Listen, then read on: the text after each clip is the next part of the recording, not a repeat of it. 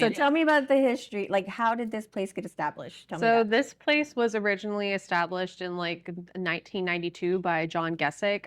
He was a very well-known historian around here. He also used to teach at Seguin High School. He taught at Texas Lutheran. But so this was his little baby. So the foundation was established in 1992, but the museum didn't open its doors until 1998.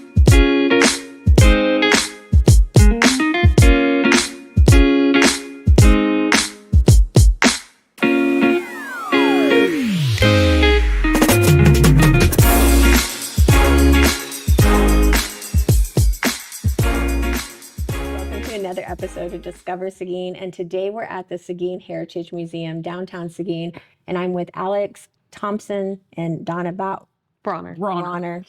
Leave that in, it's fine. But first I want to know, because I'm a transplant to Seguin, so I've only been here since October, and I am discovering Seguin with this whole show, which is a lot of fun for me. I came here originally because I was looking for some memorabilia on the Donegan family because, we're up in our Donegan insurance. And I was working on a history wall that I'll get to reveal later today, which is a lot of fun. And I got here and I was like, this is so great that y'all are preserving so much history about the town. But there's a lot of transplants to Seguin, and I kind of wanted y'all to tell the story of first, what is this place? How did y'all get started? And then personally, how did you two get involved? So we'll start with whoever wants to go. You can start with the how it got involved. How I got involved? Oh, because it's so funny. Because it's really funny. Yeah. So I got involved with the Heritage Museum. Like, first off, I have a background in history. Like, I actually just graduated with my master's degree in history, like just 2 weeks ago. God, From where? Texas State. Awesome. Very eventful 2 weeks. Crazy. Yeah. Crazy. It's over now. Yeah, it is over now. But so I took off a year for my graduate program because I had my baby, but we were originally in San Marcos. We moved down here because we got priced out. And my husband and I, we were driving around one day and I saw the brown sign for the Heritage Museum. And I'm just like, hun, we got to go. We have to. Yeah. We have to. So then, like, I walk in and Susie, our office manager, she's giving a tour, and it just happens to be like a group of gingers from Scotland. You're a ginger. I know. So you So fit right in. Yeah. Susie thought I was one of them. And Oh.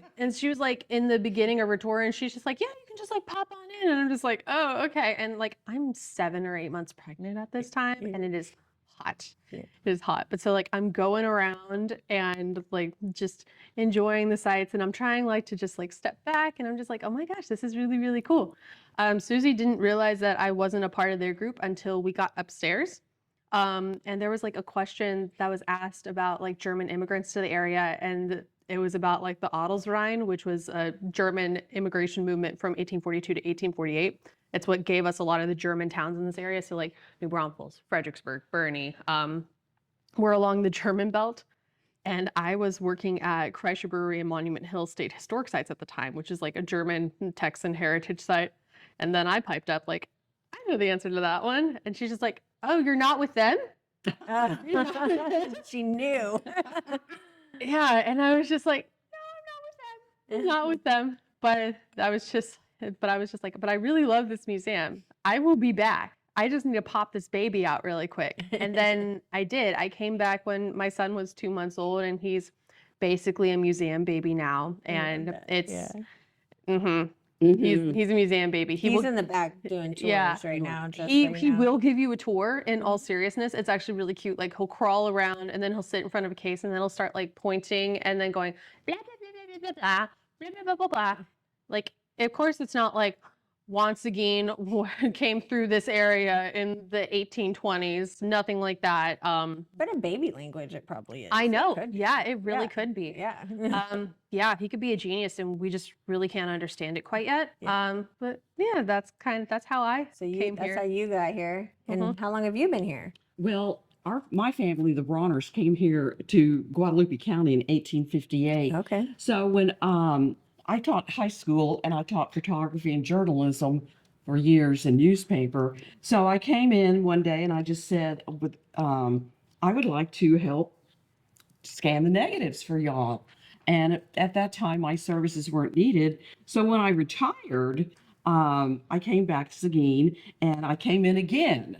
And I said, I would like to help with photography and the pictures. That's what I'm really interested in. So, anyway, they took me in as a little orphan. And I just started out working for only 3 hours a week. And now I'm up to 3 days a week from 10 to 3. And I love it because I get to do a lot of graphics. I get to do a lot with photography repair, old photos with scratches and tears. And it's just very satisfying. When I look at these photographs for people, I look at them and I think, what was it like? What were you like? Did you really enjoy this? And then some of them, when a woman has 10 kids, in the picture, and I'm like, No wonder you're not smiling. yeah, I Like Gertrudis, like Gertrude, exactly, Yeah. exactly. Yeah. like Gertrudis Flores, Juan Seguin's wife. They had 10 children. Yeah, they had 10 Yeah. children. And I was just like, I would have never made a pioneer. And I would have definitely hated being the oldest child because you know that you would have gotten dumped on to help mom. Mhm. So, but the thing that's so interesting about these photographs is when you see what they considered important to put in the picture. They had itinerant photographers that would announce that, okay, I'm going to be coming through, get your family together, and I will come by your farm and take a picture. So people wondering would how be they got dressed that. up in their best clothes. They'd have their prize horses, cow, dogs, children, wagons, surreys, whatever they considered important, they would have in that picture. Oh, that is And so so cool. you could also tell their socioeconomic background by what was in that picture. And I especially enjoy looking at the pictures of the early schoolhouses. Oh yes. Like there will be kids there that are barefoot because, they didn't want to wear their shoes or they couldn't afford shoes. Or they grew out of them. Yeah. Like They didn't have money for Right. new ones yet. Yeah. Yeah. And then you look like they'll have the potbelly stove in one of the pictures, and the teachers are standing in the background looking like spare the rod, spoil the child. Yeah. So that's what drew me to the museum. And then I volunteered my graphic services if they wanted to use them. Yeah. And so when Alex got here, you know, she knows so much about where to find information. Because one of the things we discovered is that you cannot assume that any date that somebody says is correct. Oh. Yeah. So they'll exact- give you something and tell you it's circa whatever. Yeah, and and then find you out. start looking and you realize, no, It didn't that come wasn't out right. till. Yeah. like, It's You the know. same thing with a lot of buildings around here. Like Yeah. there's reports that this building was built in 1898, but if you actually look at the structure of this building and the materials that you're using to build this, it's actually more like 1910-ish. Oh. It's It so was 1908 on the That's the Sanborn 1908. maps. on the Sanborn maps. Oh Yes. yeah, By the Sanborn way, maps. we have a Sanborn map at the office that we found when we were going through our Aren't those the archives. coolest thing? And I didn't know what it was. I was like, Oh. what is this thing? For And everybody it's who like, doesn't know, wonderful. and they're like the layers, like if like a building had burned down Yes. downtown, and so Right. you can see the new building, but there's a layer of the old building under it. And I'm looking through Yeah. the light, and I'm like, what is this? I found out a week Yeah. later. what it Actually, yeah, was, let's but talk yeah. about this for a second. Okay. Because this is an insurance. This Yes. is an insurance It's an podcast. insurance. Yeah. So Sanborn fire insurance maps are like a great archival resource for mapping out cities and the businesses that were previously there. But so actually at UT at the Perry Castaneda collection, he has there's like a whole bunch of Sanborn maps. So you can actually go to UT's library site and look up the Sanborn maps for your city. And it has like multiple years. Like these were done from like the late 1800s into like the early 1920s. Mhm. But so that's I always think ours was 1920s. I saw a few different Mhm. dates in there, but apparently it's for fire rating. Yes, So was right. the building made out of brick? Was it made out of wood? and You what type know, of business was in there, so Yeah. that way they could determine like risk what factors? Yeah. And you that can was cool. find them online. Every time I really want to know the date of something or a closer approximate date, I'll pull up the Sanborn maps. And one of the really interesting things I found out is at the turn of the century, There was actually a law office down here and a saloon and pool hall. Seguin had a lot of saloons, let me tell you, almost as many as the churches. But then there was a little small alcove between buildings, and that's where they kept one of their hand fire carts Oh, that they yeah. could run to and pull out with Mhm. a hose. And I told the gentleman that the fire department came in there to help us out with something one time, a project, and I was telling the one of the gentlemen about it. He goes, "Well, I didn't know that," and I said, "Yeah, look on the Sanborn maps." I said, "It's on there." Wow. And so the Sanborn maps are just a wealth of information. They even will tell you if they knew what type of business was in it, as you said. And so they're just a wealth of knowledge. Yeah, it was new for me. I haven't been in insurance very long, so it was No, but wonderful. like, I mean, that's a cool thing that insurance can give you. Yeah. So, Oh, and there is the coolest picture of when they first got water in downtown Seguin. oh, the water tower. Well, the water pipe over there in Central Park. Oh, I saw a was picture this- upstairs Yeah, here. yeah. It was 10 feet in diameter and about 30 feet high. But the thing that was interesting is that it was the old courthouse, the one that burnt down before 1930, well, at 1934. But the fire people are standing there testing their hoses on the new water line in Seguin. So this water is just spouting over the Wow. courthouse. Wow. And they've got their horses and their buggies. And that's the whole thing about being here is you just learn so much, and you just look at this city from where it was to what it's become. And I don't understand why anybody is not interested in history. I just don't get it. You know, I have to tell you, I wasn't interested in history until I became an adult. So when in school, I Yeah. just really wasn't interested. And Yeah, it's because then it's the way that we teach history. Yeah. We're just like a lot of trying the to get times. people to pass the dates. test. Yeah, it's passing Yeah. the test, it's memorizing the dates, but we often lose the human element of history, like especially when it comes to interpretation, like in schools. And so that's something that, like, as a public historian, like we're trying to bring back. Because when you see yourself in a historical narrative, that makes you automatically more interested. And everybody's history deserves to be saved. Yeah, it's a good point. Yeah. We had a fourth grade class in here, Oh, and last we week, had yeah. one of the replicas of I don't know if it's the replica or the original of a Texas Ranger, revolver, and this thing weighs a ton. Well, these two little boys are sitting in front of the showcase, just avidly staring at this, and one of them turns to the other one and he says, "I didn't know history could be this interesting." Oh, nice. Yeah. Never know what's going to get their We attention. get that a lot, especially because, like, whenever we give tours, like, I'm honestly like bouncing on my feet half She the is. time Yeah. during a tour, and I'm just like, you see, this is really, really cool. Like, if we want to go back to fire, we have a little fire exhibit over there, and like we have one of the first commercial fire extinguishers that was available on the market, but we have it with it in the bulb. So it's like a bulb thing. It's called a Sure Stop fire extinguisher, but it has like a red bulb, and then it has like a little basket that it sits in.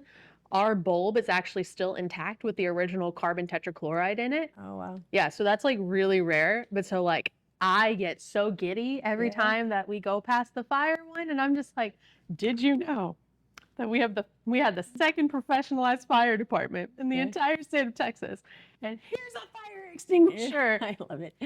Yeah, but So then I have a like quick story about fire yeah, that has to do with here. So we have this photo that we have from the 1911, 1920 era, and we could not tell where it was. We knew it was downtown. We could see the Vogue building, but we couldn't figure out if it was for sure the Vogue building. So we end up taking this photo, and we're walking downtown, and we're like, yeah, I'm pretty sure that's the Vogue building, but the building next to it, the face doesn't look right. The windows are different and whatnot. So, and in the old Bank of America used to be a tall building. I guess that's not there anymore. Anyway, so while I was here looking for photos, I was just going through everything y'all had up there. I went through every binder. I just was like, you never know what you're going to find. I literally see a picture of that building burned down, and they put the fire out, and I was like, that's why it looks different. They rebuilt the face on The it. fire. Well, and another thing, when we were when I was upstairs once, waiting for one of the kid tours to come up, and I was trying to give the kids an idea of how easy they have it today, and how responsible, I didn't draw negative parallel, but how responsible young people had to be then. You know, the old irons that your great grandmother would put on the stove and heat it up? Mhm. Well, if you burnt yourself with one of those, it's going to be a serious burn. And if you set it down in the wrong place, you were going to start a fire. So I would have the little girls and little boys hold it. And I'd go, now imagine ironing your clothes every day with this. That heavy. And they were like, ooh. And I said, and you want some butter? And I pulled out the churn Oh. and I went, go for it. And they were all like, people really did this? And Oh, I yeah. went, oh, yeah. Yeah. Oh, yeah. Or we also have like an old washing machine in there, and so like you have to spin it yourself, and there's like an agitator in the center, and they're just like, oh my god, this is so hard. Yeah, you're so lucky. You don't know what you haven't missed. Yeah, and now we're gonna have robots doing it soon. But anyway, Yeah. that's another story. I So mean- tell me about the history. Like, how did this place get established? Tell me So that. this place was originally established in like 1992 by John Gesick. He was a very well-known historian around here. He also used to teach at Seguin High School. He taught at Texas Lutheran. But so this was his little baby. So the foundation was established in 1992, but the museum didn't open its doors until 1998. Okay. Yes. So we had like that's 5 years, 5 to 7 years. Yeah. Yeah. Yeah, 6-year period, where we didn't actually have a museum space. But since then, we've kind of just been in the space where the old Basinger grocery store and the Red and White used to be, and the S&H Green Stamp store.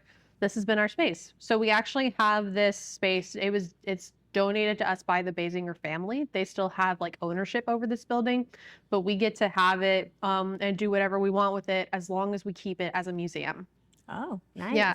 So it's actually something it's a really cool arrangement that like I didn't even realize could actually happen, but that's another reason like families should stay involved in their history. It's because you can help preserve buildings, you can help preserve artifacts just by donating a building that you don't, or like having a conditional lease on a building that you don't necessarily want to take care of, but Yeah. somebody else wants to take care of it. It's Yeah. like a good way to like keep the building in the family without necessarily selling it. Yeah.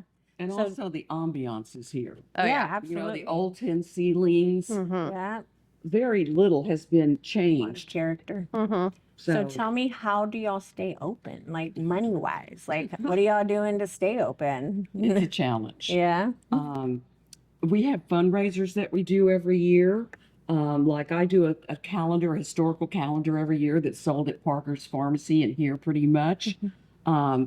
She hosted the Juan Seguin event and an evening with Seguins and got that going. We have our birthday every year in April where we invite our members to come in and people donate to us. We'll get behest from people's funerals, you know, in lieu of.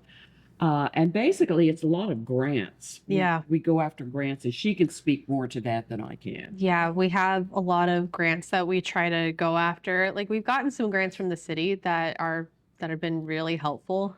We've gotten the Seguin Shine grant. We've gotten the Fix It Facade grant in order to like help kind of beautify the front of the museum, but also to help replace some of our doors upstairs. Because we have like our little porch area and we have doors that are that lead out onto it, but those doors they've actually started to dry rot, and so we need to like make sure that we're not letting insects come in or like moisture or anything like that, because we have all of our archives upstairs, and just trying to make sure that that stays okay. Also, we have sponsors like First United and First Commercial Bank, First United, First Commercial. We also get funding through United Way. right? And the Gazette has funded stuff for us. Yeah. Mostly Big because of Chief Elizabeth. Cigars. Oh my gosh. Oh, I'd have to look it up. Some of the other ones that have been very faithful donors, and I would like to look that up before. Yeah. You know. Okay. Yeah.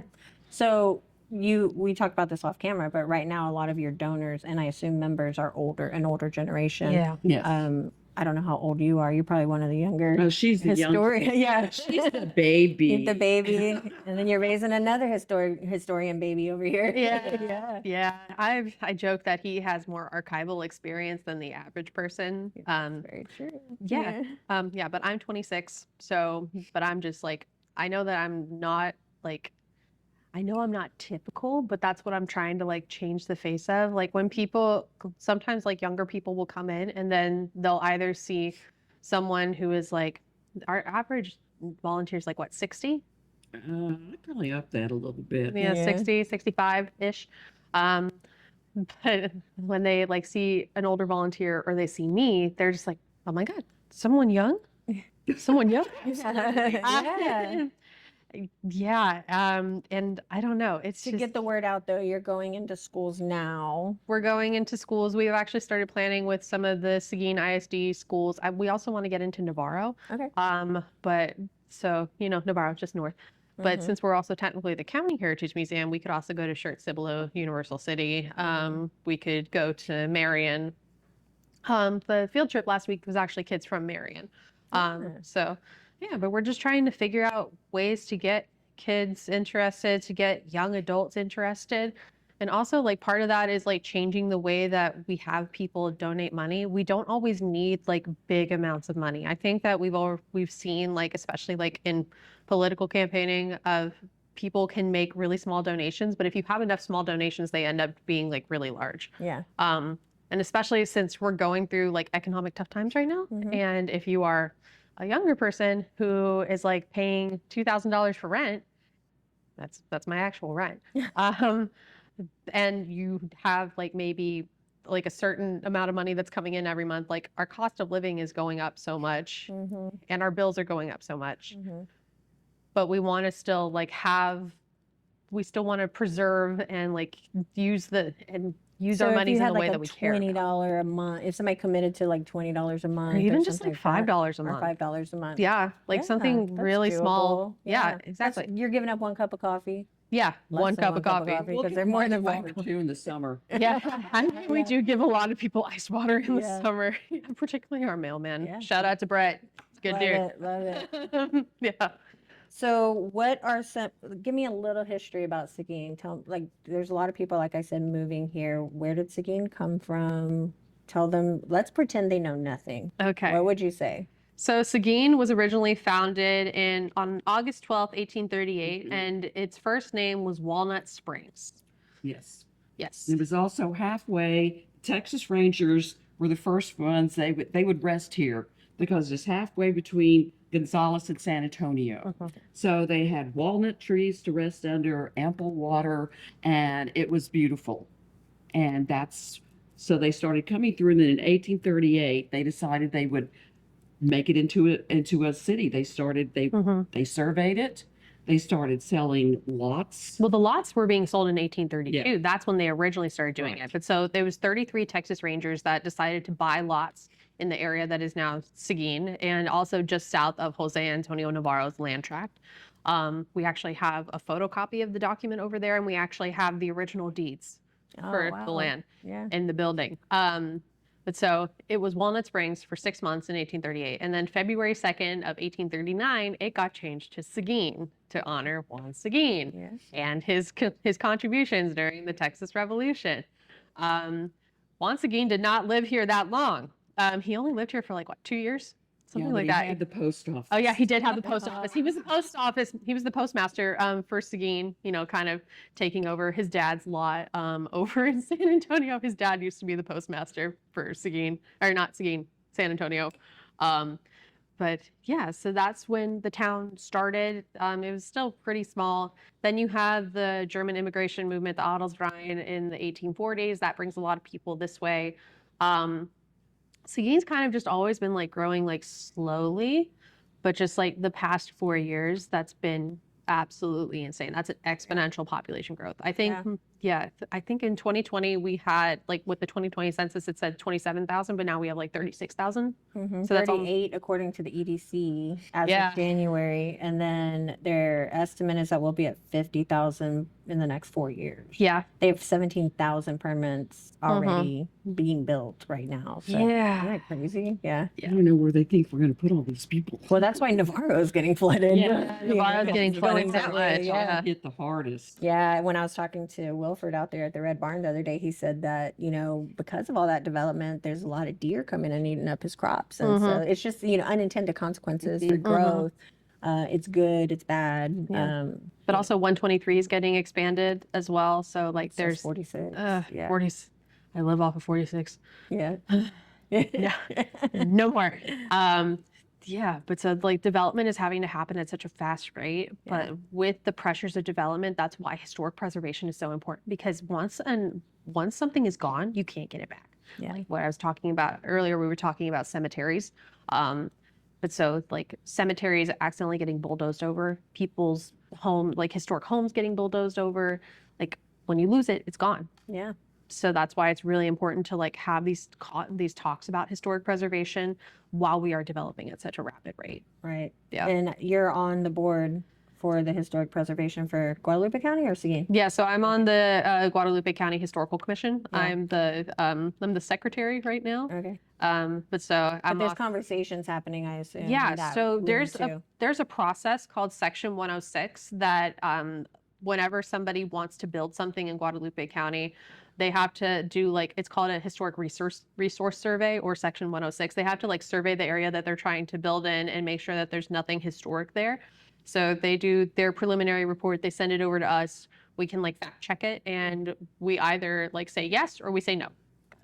Yeah. Yeah. And one thing we're doing too is, I don't know if you've noticed all the downtown plaques around the buildings and everything. We do those, and we did it as a community service because we wanted people to understand the historical significance of the buildings down here. And also just if the like the Methodist Church, they didn't have a lamp post by the Methodist Church because they're all on the lamp posts, the 55 lamp posts.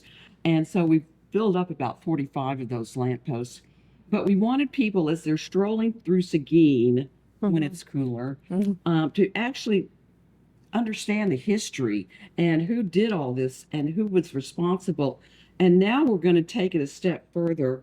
We're looking into offering the same type of plaques, only smaller, for historical homes. Where people can put them on their homes. Yeah. And we have some things that we have to iron out, like how to display them and things like that.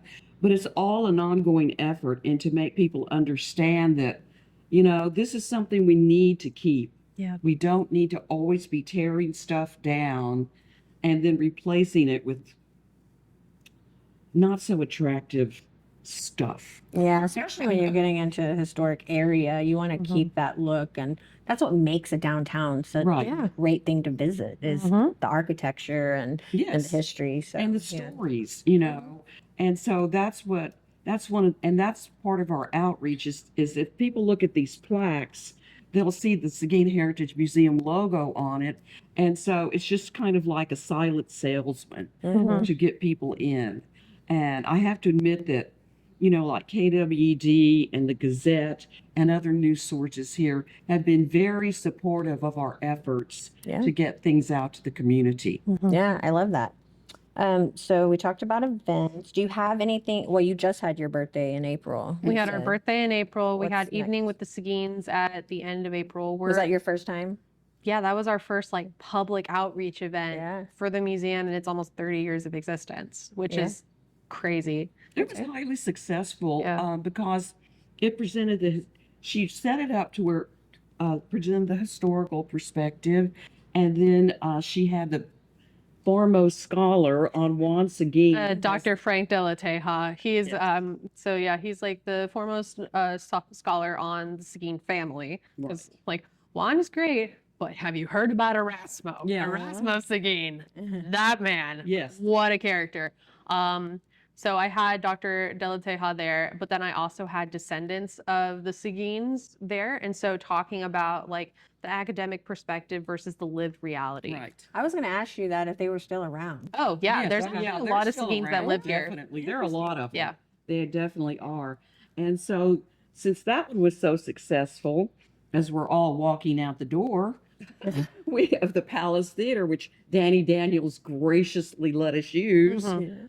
We decided that we're going to do another one in the spring. Yeah, so we're wanting to do another one that's all about Texas Rangers and talking about the Rangers' influence in the development of Seguin, and then also talking about like how they were back then versus what they are now, because back in the 1830s, 1840s, they were just a ragtag bunch of men that just like went crazy, basically. But like now they're actually like a part of the Texas Department of Public Safety, and like they're the foremost investigative squad. And so like talking about those changes over time and understanding like who the Rangers are now versus what they were then. What is an artifact that, if you could hypothetically take it home, what would you want to take home? Okay, I said this off camera, but probably the Guadalupe County World War II yearbook. So Guadalupe County, they used to put out these yearbooks that would list all the service members from the area.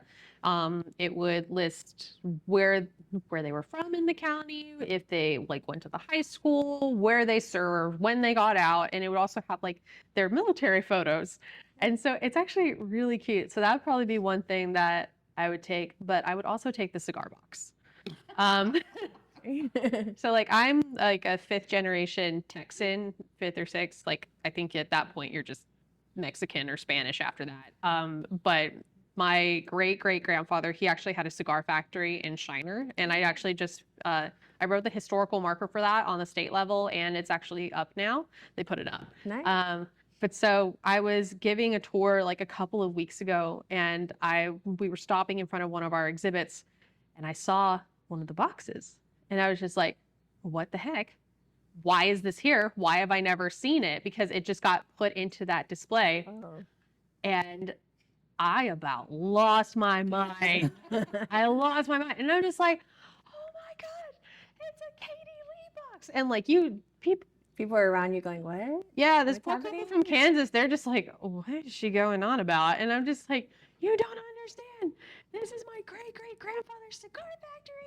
And then like I like immediately like grabbed the key and I pulled it out, and I'm just like looking at it, like everything. That's and cool. yeah, but That is cool. and my mom happened to be in town, and this was like her great grandfather. But so she like I like called her, and I'm just like, Mom, you need to get over here immediately.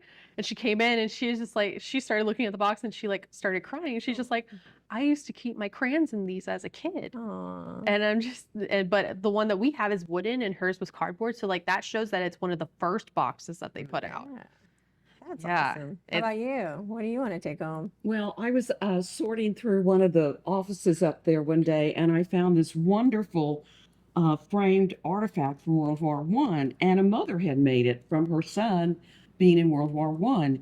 And it was beautiful. It was about this big by about this big, and it was crocheted all the way around it, but there were also silk flags in it, United States banners and flags. And in the very middle of it, it was a crocheted like oval frame. And in there was the picture of her son who had fought in World War I. And the whole piece of art was basically the dates of World War I, historical moments in World War I. It was beautiful. And it was And you just, said you're obsessed with World War One. I'm When did that happen? I mean, World War II is already taken by a lot of people. So, Yeah, that's you know. true. I've always been obsessed with World War I, and I think it started when my uncle, who worked for Kelly Air Force Base, he was doing an audit of all of their inventory, and he saw this huge canvas-covered thing that had like 50 years of dust on it. And he asked one of the airmen, he said, well, what is this? And the guy goes, I don't know. It's been here forever. We didn't even know what it is. Well, he was doing the inventory, he said, uncover it. It was a World War I biplane that was still crated from when it came over from France Oh. to train our pilots before they went over there. Oh, way. wow. You haven't told me this story. Well, you never ask. So when he was telling me about it, he was describing the plane, and he, he got out the old Encyclopedia Britannica, and he was showing me pictures of it. And after that, You were just curious. I was just obsessed. That whole war to me was such a slaughter, and it was like the last romantic war. They were still on horseback. They were doing charges against machine gun nests, which was stupid. But, it was such a dichotomy. That's when the first tanks were used, the first aeroplanes. They were dropping grenades from biplanes on the enemies in the beginning. And the whole thing was just such a dichotomy of old versus new. And then when the United States got in there, General Pershing they wanted us to put our men immediately in the trenches. Mhm. And Pershing was like, no, we're not cannon fodder. He said, we're going to fight how we fight, Mhm. which was kind of like, we don't do what you do. Yeah. And so anyway, it just became an obsession. I went to the Air Museum in Pensacola. I mean, every time I find and there's a World War I museum right over in Kingsbury, Mhm. and it is fascinating. And I've told you need to go to the Stinson and go see my Uncle Doug. Yes. Yeah. Yes, I do. He runs the Stinson Air Museum down at Stinson Airfield in San Antonio. But that is like, he used to be an Air Force pilot, but he also enlisted underage during World War II. He was 14. Passed for 18. My God. Underage service members, that is a whole thing. Yeah.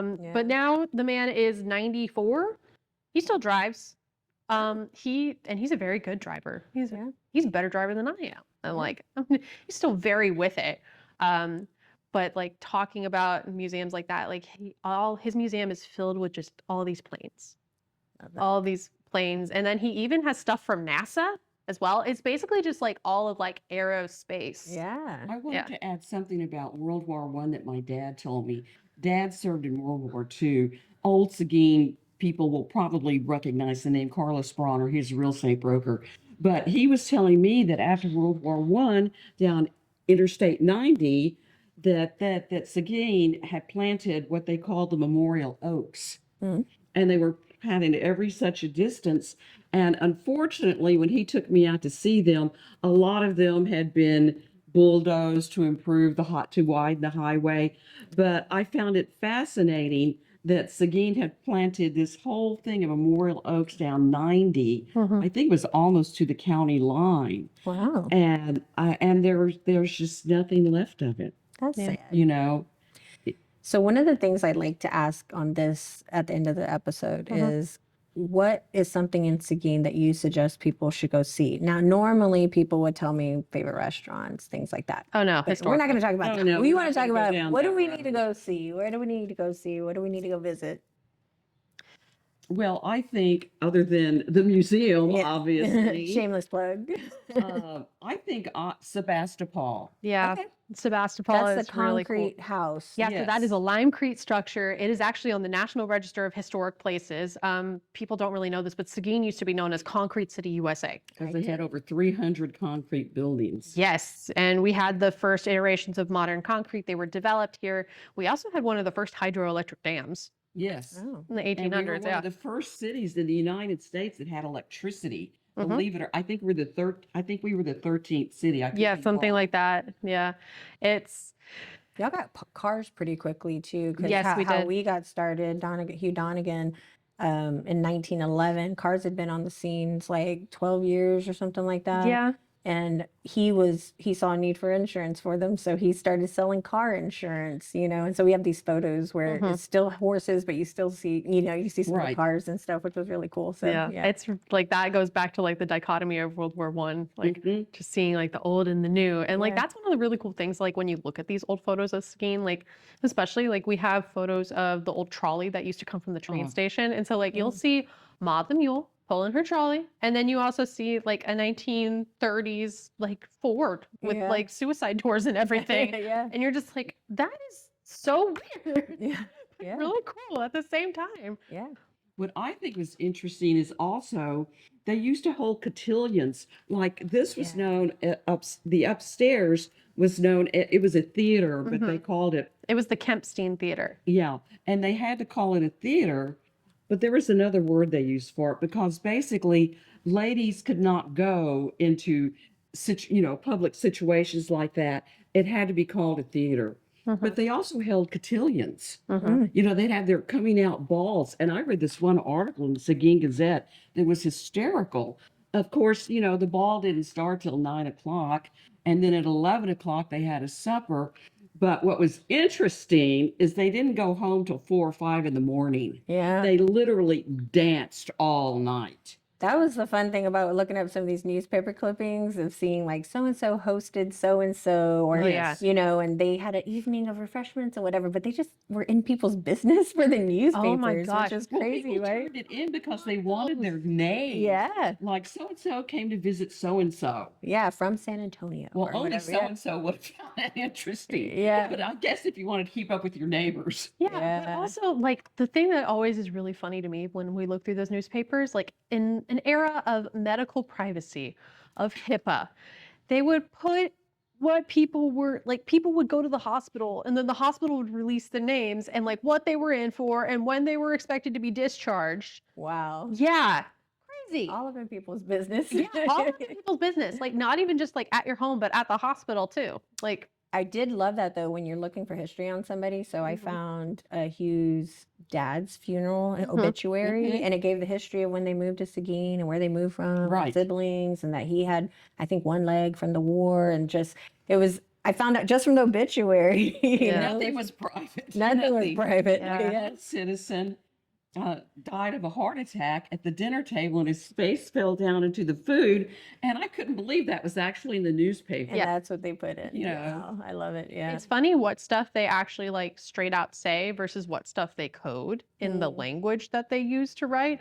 Like that's always really fascinating to me. Yeah. Well, and if you look at the historical people that Seguin has had come through, it's amazing, like John Erskine, the people that actually were, in the state legislature. Mrs. H. Weiner, I believe it was, wrote this really wonderful history. Father Fitzgerald over at the Catholic Church wrote a wonderful history for Seguin's, 1838, what is it, centennial? Yeah, it was their centennial because they had been around for 100 years at that 100 point, years, which was yeah. also 2 years after the Texas centennial. So like, Oh, yeah. Wow. Mhm. Yeah, we're young. So there are a lot of famous We're old Seguin now. people, Yeah. but nobody knows who they are because nobody talks about anymore. And I think that Floyd McKee, who always writes an article for the Gazette, he's the one that's really, Yeah. kept the history going here. Yeah. Yeah. So By the way, if you find any photos of the inside of the Almont when it opened, Greg's looking for them. Yeah. I looked in the archives. I didn't see anything. I have not the opening, but my grandmother's 50th wedding anniversary was held in the Rose Room. Oh, And you can tell it's the Rose Room. Yeah. You know those pilasters they have or whatever Yeah. they're called yeah. up on the wall. Well, you could see those behind them. And your So, parents' piano is also in the Rose yeah, Room now. we donated my parents' piano. It's the one in the corner. Oh, that's awesome. Yeah, I mean, I didn't want to give it to Goodwill, and so I asked Greg. I said, "If I move this down here for you, will you take it?" And he goes, "Oh yeah." Yeah. And it was period correct. Yeah, you I know, love that. so. Well, we're going to take a tour and show y'all some more photos and videos, but how can people get involved? Where do they find you? Your address, online, anything? So we are located at 114 North River Street. We are just catty corner to the city municipal building, Seguin, Texas 78155. We are open Tuesday through Saturday now, 10 until 3. So we were previously open Tuesday through Thursday, but with the city grant, we've been able to expand our hours. That's good. Yeah, so that was really important, especially because so many people are downtown on a Saturday Yeah. when they're not working, Yeah. and we get a lot of visitorship on Saturdays. That's awesome. Yeah. Our website is seguinheritagemuseum.org. Go see that website. I designed it all myself. I'm very proud of it. Love it. You thought it looked great, and you're like graphic design queen. Yeah, she did a great job. That's awesome. Yeah. I mean, and also give them our email address. Yeah, heritagemuseum1898@gmail. And then Are y'all our on social media? yes, we anywhere? are on social Yes, media. on We're mostly Facebook. on Facebook. Okay. Yeah. That's probably like our biggest one because like our Demographics. yeah, our demographics, they know how to use Facebook. They don't Yeah. necessarily know how to use Instagram. Yeah. I thought about opening up a TikTok at one point. No, that's not happening. Nah, That's not way happening. beyond us. I will say this: we need young men because this old woman here. I can't tote heavy boxes like I used to. So if there are any young men out there, we would appreciate you volunteering. We'd appreciate anybody volunteering. Anybody who has like who's in like high school and they're like in NHS, NJHS, Or they we need also- hours Yeah. for the community stuff. Yeah. Make your own hours. We don't expect you to be here at a particular time or date. And basically everybody does what they're pretty much what they're interested in. Yeah. Like I siphoned myself off to doing all the graphic stuff and Yeah. preparing photos. Alex is our general go-to technology expert. That's Uh-huh. because among I know other how to. areas of expertise. Susie, our bookkeeper, is researches stuff for us Mhm. and kind of and also runs our Facebook thing. So everybody who volunteers here, they found their spot. I love you that. know. Yeah. Yeah. And like sometimes, yes, you will be asked to dust. Yeah. But That's okay. And Yeah. move some boxes and Yeah, change move some displays. boxes, help Yeah. move a case, Yeah. ask your opinion on how something looks in there. Yeah. or to I move love it. things upstairs. Oh yeah. We have to have two men that can lower that freight elevator. Yeah, so this is Oh, that's actually cool. this is our hand crank elevator. It is one of less than 10 that are still functioning in the state. Yes. Yeah. Doesn't the Starkeys have one too? I think the Starkeys They have an one might elevator. have They have. It looks. Yeah. It looked like. Yeah, I but can't theirs remember. is We could talk to Hill hole and in the Frank wall. about that. Yeah. Yeah. In fact, John Starkey, who just recently passed away, Their cousin. Yeah. Mm-hmm. his niece made a very generous donation to the museum, and because of that, we're going to use his money as impetus to hopefully get a fundraiser going so we can get a real elevator in here. Yeah. Oh, that'd be Because a nice. lot of Yeah, you have that people stair to get up. Can't get upstairs Yes. Mhm. because there are too many of them.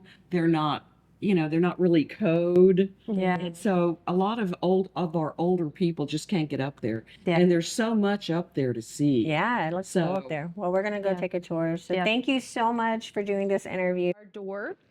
The door. Yeah, that's the Okay. door. That's the door.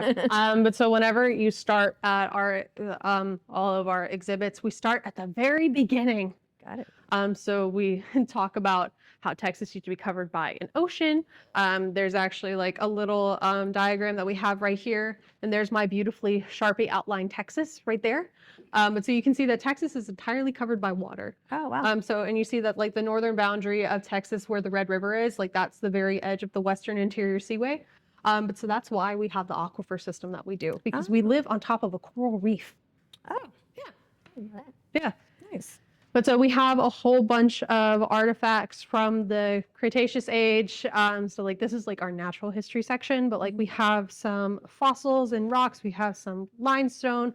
The petrified wood is my favorite thing to look at because like I just like it's basically wood fossil, Yeah. and like I like that. I Yeah. like petrified wood too. Yeah. It's cool.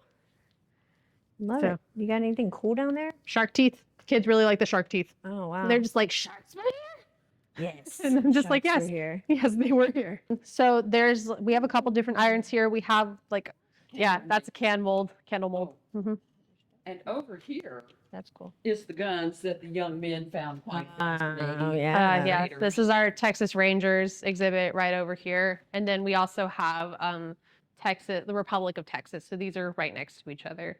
But so this is the photocopy that we were talking about of the original shareholders of Seguin. So that's all Oh. 33 Texas Rangers. Wow. We also have a couple of different photos. We talk about the Campbell Log Cabin. We talk about the Walnut Branch Ranger Station, which was at the corner of Court and Guadalupe.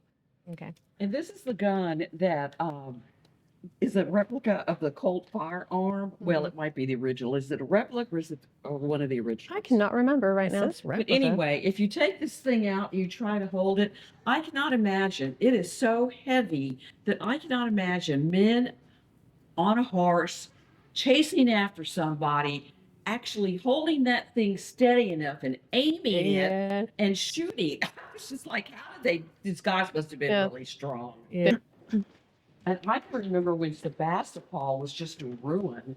Mm-hmm. When we were little kids, we would go over there and play, Mm-hmm. and it was amazing. That building, that home was rented out for a long time with no heat, no electricity. Yeah. I mean, you can find pictures of it with wash lines. between the pillars where people hung their clothes. It's actually some of the most durable pottery that you can get on the market. I know it doesn't look that way because we just have some shards. But one of the things that they did with Wilson pottery that was really unique is that they use groundhog kilns. So these are kilns that are partially buried underneath the earth, and they use basic thermodynamics in order to keep the heat a consistent temperature for a longer amount of time, which actually allows the clay to dry through. So this is my son's favorite exhibit. I think it's because he can actually like touch This this. is my favorite picture. How we very got this handsome. picture. Yeah, so this is actually like a forensic artist generated one, but then this is the one in the middle that's actually the one that's been donated to us by the family. So a lot of this has been donated to us by the family. This photo right here was taken by Albert Seguin Gonzalez. So this is one of Juan Seguin's third great grandchildren. Okay. But so that's Juan Seguin's statue at the Alamo. Well, that's cool. Yeah, they're like, there's kids looking up at it. And this is a guy we need to know about, though. Erasmo Seguin. Yeah. One of my favorites. Without Erasmo, there would be no Juan. Okay. Like, so Erasmo was a real statesman. So he was, of course, Spanish, and then he became Mexican, and then eventually became Texan. But so he was a former mayor of San Antonio. He's a former postmaster. He was an alcalde, which is kind of like a local police chief. Okay. He also was very good friends with Stephen F. Austin. So like that's one of the things that people don't really understand about the way that Juan grew up. Juan was born in 1806. And the old 300 came to Texas in like 1820. So Juan was literally like 14, 15, 16, rubbing shoulders with Stephen F. Austin. And like that for the longest time, they were just like friends. But then as Juan started to rise into like his political career, they were still besties. So like that actually made a lot of connections that he wouldn't otherwise have. But of course, that's because Erasmo was originally friends with Stephen F. Austin. Yeah. Yeah. Juan never spoke English in his life. Neither did Erasmo. But Erasmo was actually at the 1821 signing of the Mexican Constitution. And then Juan was at the 1836 signing of the Texas Constitution. Some people really get a kick out of this. This is the first TV that was in Seguin.